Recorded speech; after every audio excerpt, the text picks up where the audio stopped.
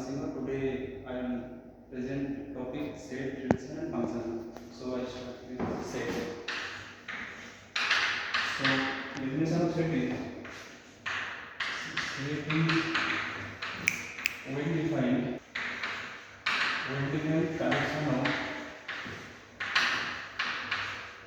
discrete objects. So yeah, well-defined term is so important because for set we have to specify all things. Like if we take an example, it equals to x belongs to real numbers such that 1 less than equal to x less than equal to 2. This is a set because here all things are defined. And if we take b equals to collection of all students in a class, this is not a set because here properly class is not defined. So for well defined it is so important. So now I move to empty set.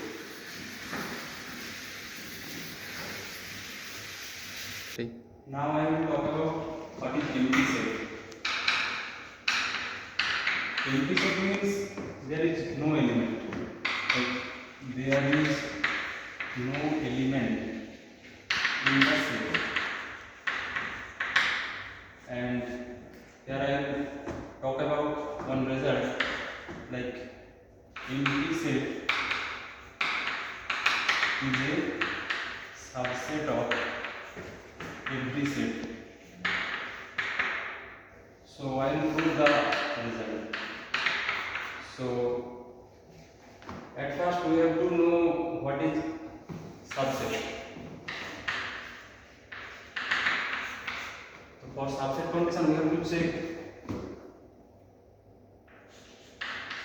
a subset of B. We say when if all x belongs to A, which implies x belongs to B. So this is the subset condition. So now here I will prove the theorem by contradiction. So let, and we denote empty set by phi. So we let phi does not subset of A, which is any set. So here the result for subset condition, for all x belongs to A, there exists x belongs to B. For this negation statement, there exists x belongs to A and x does not belong to A. So if we apply this condition, so this means there exists x belongs to phi such that x does not belong to A, and this condition becomes meaningless because we say here x belongs to phi and phi is empty set, so there is no element. So this is a meaningless condition, so this means a contradiction. So our assumption is wrong. So phi is a subset of empty set. Next our topic is power set. So power set means this is a subset, setable subset of a set A. So this means let A be any set, then power set of A equals to such that B subset of A. So there is a set and the setable subset of that set is the power set of A. And you can, there is some observation, E of A always not equal to phi. This always non-empty. So then I move on. What is function? So function is let A be any set, then if from A to B is a function if for x belongs to A, there is a unique element x belongs to B such that there exists a unique element function means there is two set, and then if from A to B is a function, if for all x belongs to A, there is a unique element y belongs to B such that y equal to fx. So this is A and this is B. And here is some observation.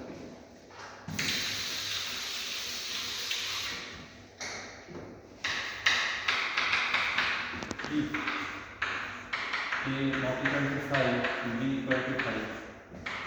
Here this implies it is not defined, because for function we have to define the where the element is going. So there is one observation: if A equals to 5, B not equals to 5, this is meaningless.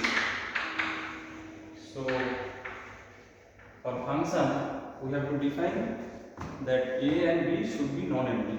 So for function A and B both non-empty. So this is all about function. Function from A to B is common if for x1, x2 and x1 not equals to x2 such that x1 not equals to x2. So this means that for distinct elements has distinct images. So this is one function. And then I talk about what is onto function. Onto function. Then I talk about onto function. Same f of A to B is onto function if for y belongs to B there exists a x belongs to A such that y equal to fx. So this means f of A equals to B. So this is the definition of onto function. So onto function means for every x belongs to B and there exists a x belongs to A such that y equal to fx. So for every element in A, so there is always exist a pre-image in A. So this is about onto function. So now I talk about what is a relation. So a relation means let A be any set and a relation is a subset of A plus B. This is simple relation. If we take an example, A equals to like 1, 2, 3, B equals to AB, and if we A cross B like 1A, 1B, 2A, 2B, 3A, 3B. So if we take any subset like S equals to 1A, 1B, so this is a relation on A cross B. So this is simple relation like AB any set and relation is a subset of A cross B. So now we will talk about there is three relation like reflexive relation. So what is reflexive relation? So for that we have to define let E be any set and R is a subset of A plus A, and then we say R is reflexive if A related to A for all belongs to A. So this is simple definition, and we take an example.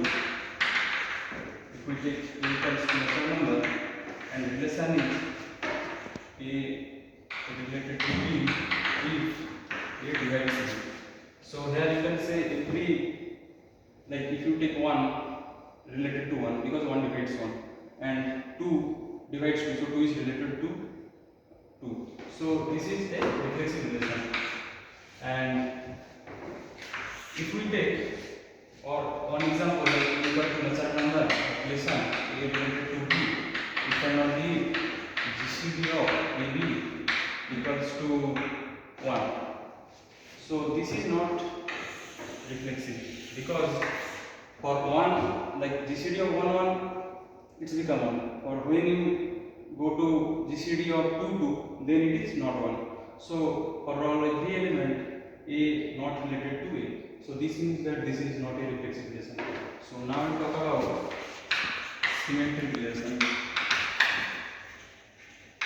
So symmetric relation means like saying that we set and subset of the set is called symmetric if A comma B belongs to R. This is also notation of relation. Implies B comma A belongs to R. Here we take an example like if A is set of all human beings and relation is A is brother of B.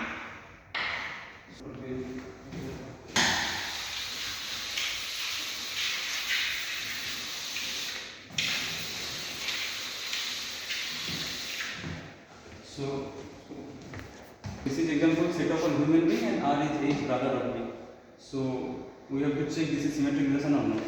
So this is not symmetric relation because if A is brother of B, then this does not imply that B is brother of B because B can be sister. So then next is transitive relation. So same definition, let A be any set and R is a subset of a set, then R is called transitive if AB belongs to R and BC belongs to R, which implies A comma C belongs to R. So if you take an example like A equal to Z and relation is A related to B if B divides A minus B. So this is a transitive relation we have to say. So AB belongs to R means B divides A minus B. This means A minus B equals to 3K1 and BC belongs to R means B divides B minus C. This implies B minus C equals to 3K2. This is comes from divisibility condition. So if we add them B minus B plus B minus C equals to 3K1 plus K2. So this means A minus C equals to 3K1 plus K2. So this shows that 3 divides A minus C. So A related to C belongs to R. So this is the transitive relation. So there is also one relation is there that is called equivalence relation.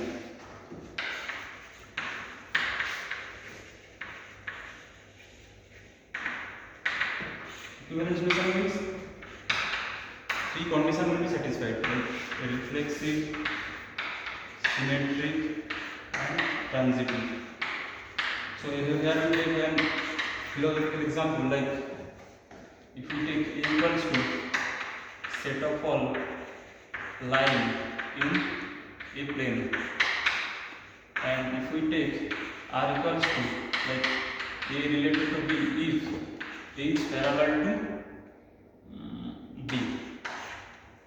So here you see check reflexive. So here I can say every line is parallel to itself, and for symmetry,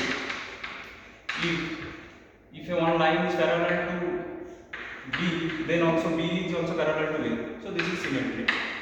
So for transitive, if one line is parallel to B and B is parallel to C, then we can say A is parallel to C. So this is a transitive relation. So we can say this is an equivalence relation. So thank you.